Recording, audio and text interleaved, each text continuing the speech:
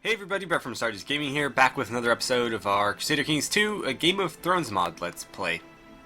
So, let's just kind of dive right into it today. We're gonna continue to try to drum up a claim on Carhold and figure out how to deal with the Karstarks, because obviously that is our one and only hurdle to overcome, until we, once we overcome it, then we can focus on other things, but until we do that, there's very little that we can do, so... don't forget to hit that like button if you want to see more Crusader Kings, and don't forget to subscribe as well. It's the best way to follow along with the series and the best way to help the channel grow. So let's get this moving. Right. I have been very sick lately, and so my throat is not feeling all that great. I'm also like extremely congested, which just feels awful, but what are you gonna do, right? I actually haven't been sick in a really long time, so it's kind of strange. Oops, I paused that right on. Excuse me. What was I looking at here? Oh, laws, right. So we can change our inheritance laws if we wanted to. I'm pretty content with them now, though. Yeah, I mean... that is probably just fine. I'm not gonna mess with it. I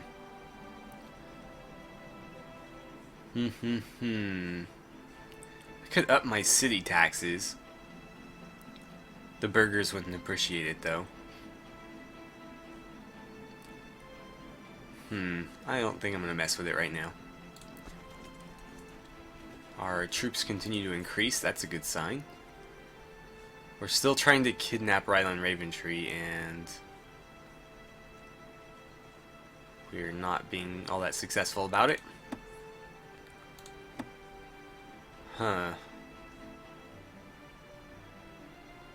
We know what he's up to. Let's maybe try a different plot.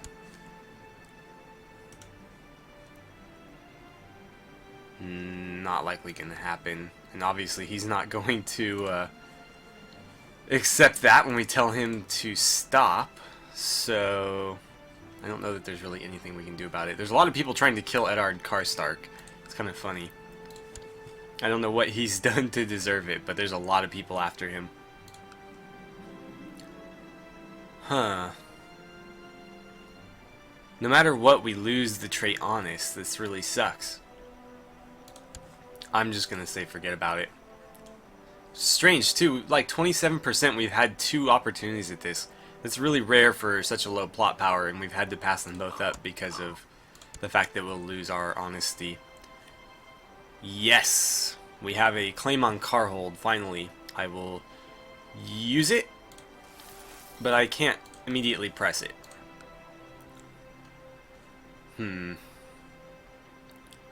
We're actually pretty close in strength, closer than I thought.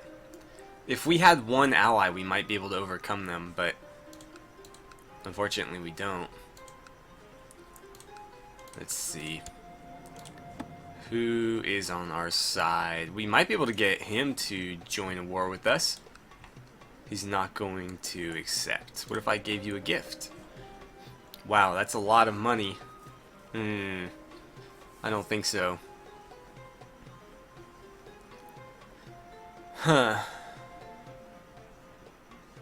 Well, that's gonna make that difficult. And you're a nobody now, so you can't help me. It's a real shame we're so close. We have the claim.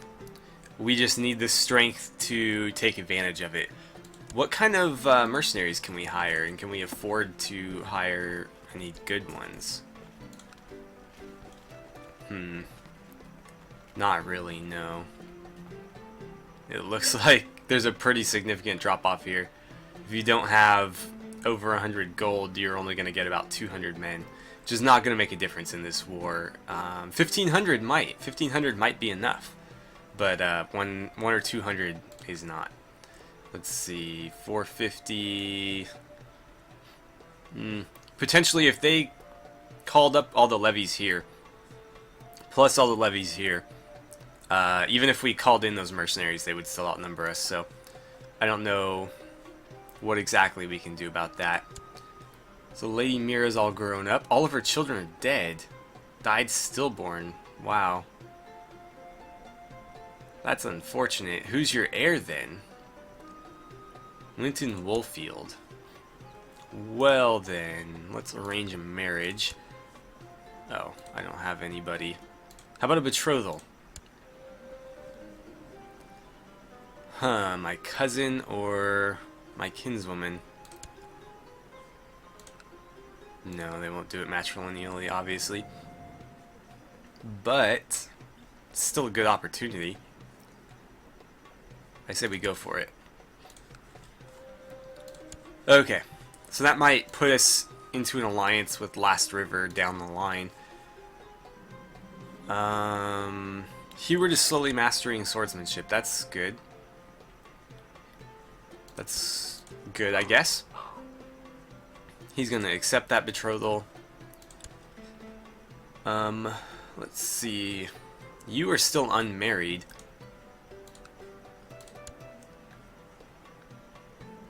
Wait, no. What am I doing? I always forget I need to click betrothal and not marriage. Put him in there, and Wyla, no, really? Desires a better non-aggression pact, wow. That's kind of harsh. Well, I don't really have anybody that's gonna, manage that.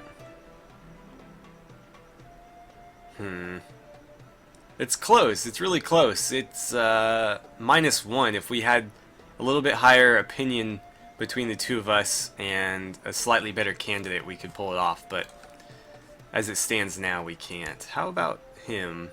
Really? You're going to marry somebody? Oh, she's not that much older. Well, let's see. What kind of improvements do we have available? Actually, that would help my income slightly. Not very much, though. Yeah, none of these are going to help my income. I mean, 0.2. That would make it 1.7. I mean, that's not terrible, but is it worth spending 75 gold on that? Huh. Tiny slave camp. No thanks. Patrol posts. Castletown, that would be nice. What do we need? Oh, we just don't have enough money. So if we save up and get a Castletown, that would significantly boost our income. That might be worth it then. Let's try to be a little bit thriftier and save up. Okay, we can close you. He started breaking the rules of the games he plays with the other children. Apparently he thinks winning is more important than fair play. I don't want him to be ruthless. I'd prefer he be honorable. Actually, would I?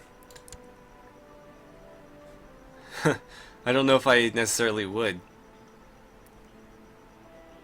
I'm gonna go for this just because ruthless is gonna make him sort of unpopular, and if he doesn't end up being our heir, which chances are he won't, I think it's better off that he's not ruthless. I don't want to have like super high intrigue skill in a character that's gonna be plotting my demise the whole time.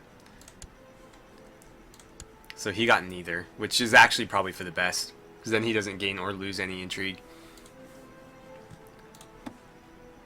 Right, so as it stands now, yeah, he's still our heir. Hopefully these two can make something happen here. My young wife has taken a passion for romantic poetry. She keeps reading any sort of romantic poetry she can get a hold of. No, and let's not do that. Ah, crap. I said let's try to be thrifty, and then bam, we get an opportunity to improve our wife's fertility and hopefully create some heirs, and it's going to cost me a small fortune.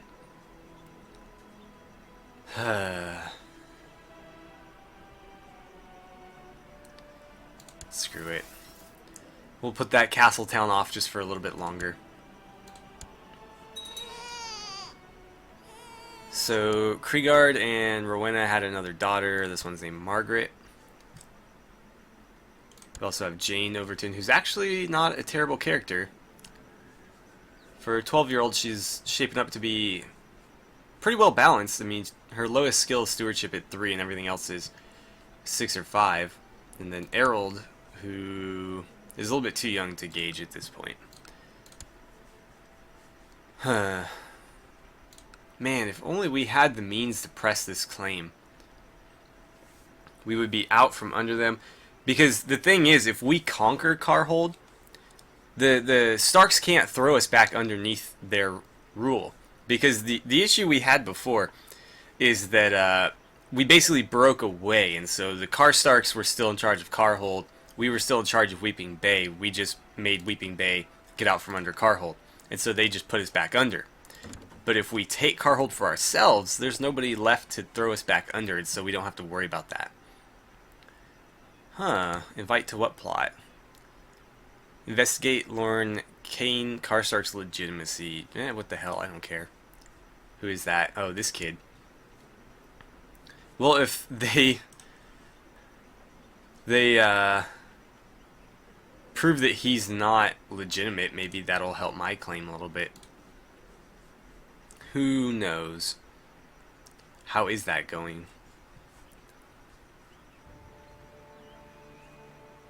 I guess I don't get to see. Well, let's just keep the clock rolling, and hopefully we'll get some sort of opportunity to increase our standing in some way. We do have a little bit of troop capacity remaining to be filled, but not much. And that 2,210 is not going to be able to take on their 2,564, which could go as high as like 3,500 if they call up all of these guys. Which isn't necessarily a guarantee, because these are ruled by other people, and they may or may not find it in their best interest to help them, but that's entirely an unknown, and one that I can't exactly count on going in my favor. And so I would love to be able to pull off some sort of alliance somewhere. Incite a revolt? No.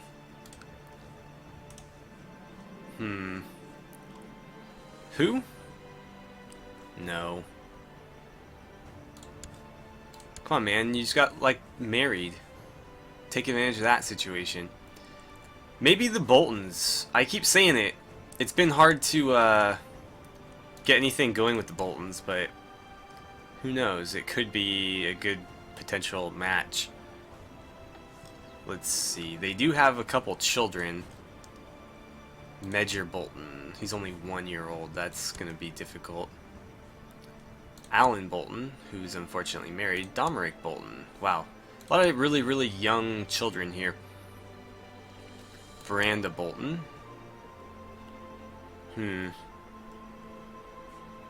Not a very good character. Well, I mean, she's really young, but it's not looking great for her. He is club-footed. I don't know. It's going to be a difficult one to pull off. Whoa, my mouse is freaking out. Okay, there we go. Fixed. And Wylus Manderly. Heir is Byam Manderly, who is not married, actually. We don't really have any potential matches for him, though. Got Mira Karstark. Would that work? No. Huh. Who does she worship? Old gods. Okay, so apparently the Manderleys favor the 7. Which is going to make this even more difficult, because everybody in my faction, with very few exceptions, is worshipping the old gods. But that's a shame, because that's a pretty good opportunity right there to net ourselves an alliance. He's a terrible, god-awful character, though. I mean, his traits aren't bad, like, other than greedy, and I guess you could say trusting is kind of negative. His his traits aren't so bad, but they add up to very, very poor skills that aren't really worth getting involved with. Which is a shame. Overton, the Dreadfort, Lonely Hills. You guys don't have any children, so your heir is apparently... Oh, that's interesting. They are, what's the word again?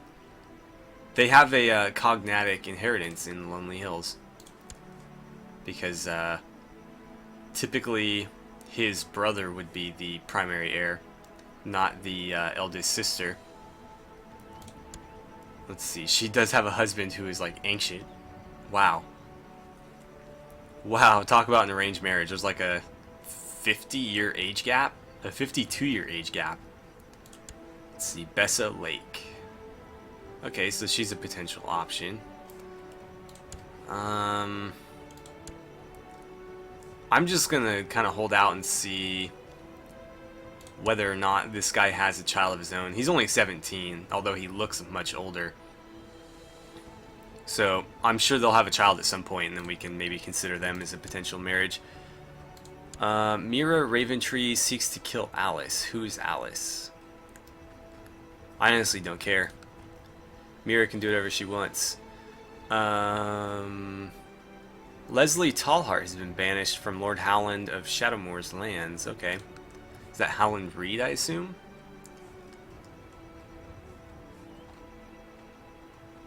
I don't remember where... Whatever, I don't really care. It doesn't really affect us. I was just curious. So... Are we going to have anything happen here? I honestly just don't think so. We need a pretty significant sum of money to call up the mercenaries we would need. And we're just not going to get that. He's being very stubborn when he plays with the other children. Loses the trait diligent?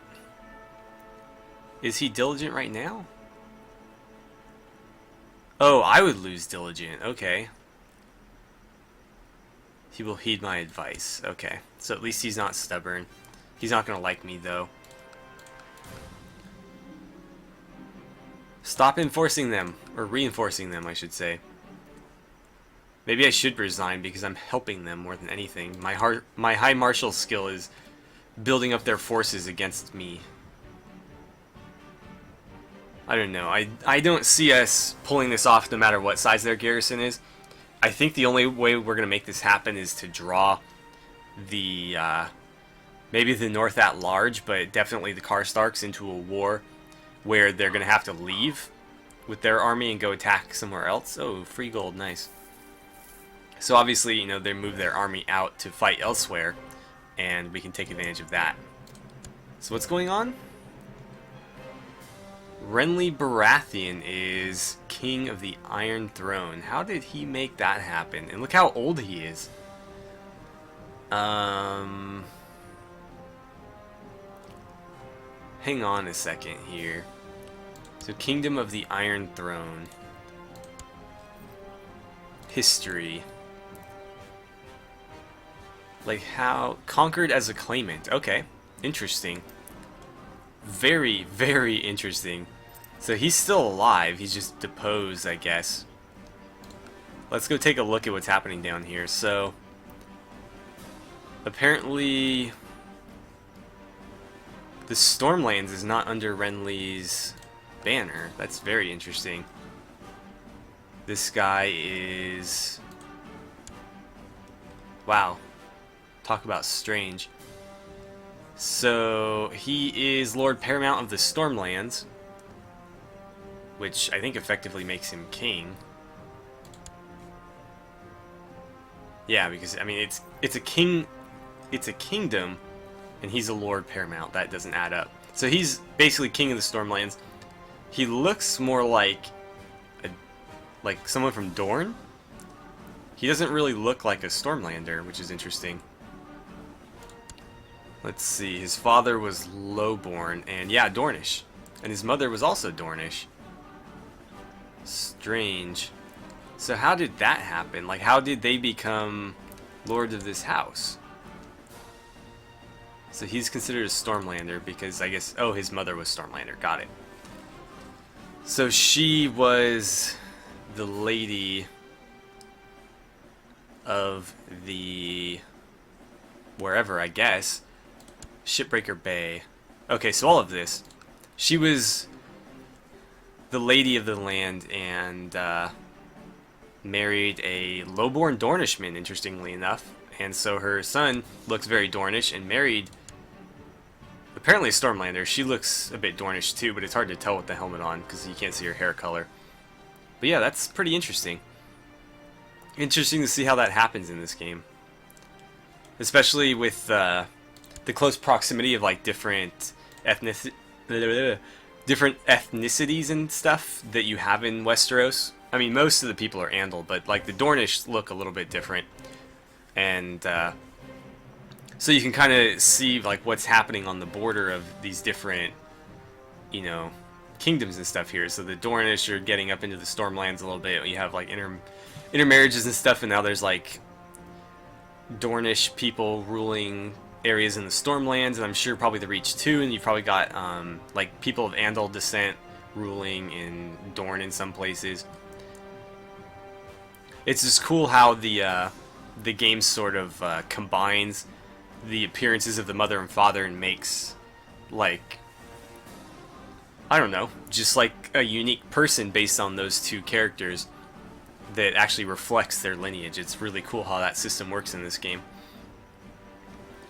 And you never really get to see it to its full extent either, because, like I was sort of saying, typically, you know, you have like Northerners with Northerners, or, you know, Riverlanders, and so they all look basically the same. You know, you might have a Northerner marry a Riverlander, but you would never be able to tell by the way their children looked. But every once in a while you have something like that happen. It's like, oh, that's cool to see how like those two cultures are sort of like intermingling, and it's affecting the overall gameplay. So we're getting a little bit closer to our goal of 150 gold there. Let's see. My cousin dragged his unfaithful spouse. No, I don't, yeah, I don't deal with that. I'm not a marriage counselor. I am the Lord of Weeping Bay. You figure your own shit out. Let's give the Alliance another shot down here, because we were pretty close. Still no. God, we're so close. If I gave him a gift, we would have it. But I don't want to give him 60 gold. I don't want to cut my wealth in half just to form an alliance. There's really nothing else you can do to improve relations with people. That's kind of frustrating.